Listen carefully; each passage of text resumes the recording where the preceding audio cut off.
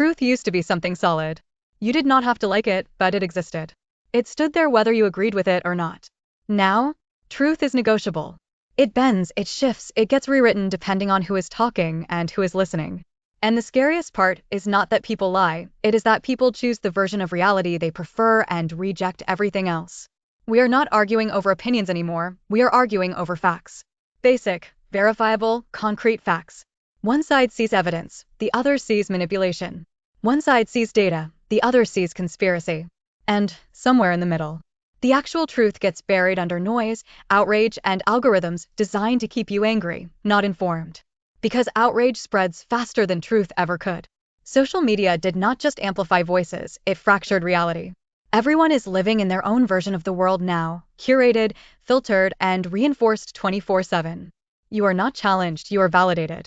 You are not informed, you are fed. And over time, that does something dangerous. It makes truth feel optional. Like something you can opt in or out of depending on how it makes you feel.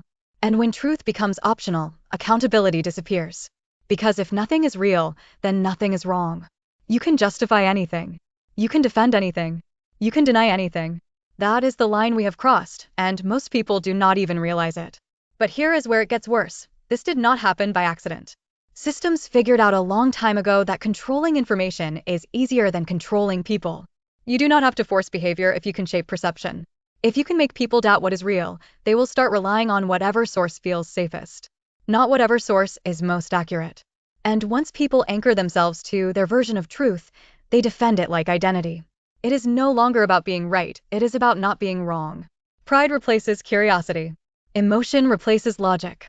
And any challenge, no matter how valid, gets treated like an attack instead of a conversation. That is how truth dies, not in one moment, but slowly, as people stop caring whether they are actually correct. You can see it everywhere. Headlines designed to provoke instead of inform. Stories twisted just enough to fit a narrative.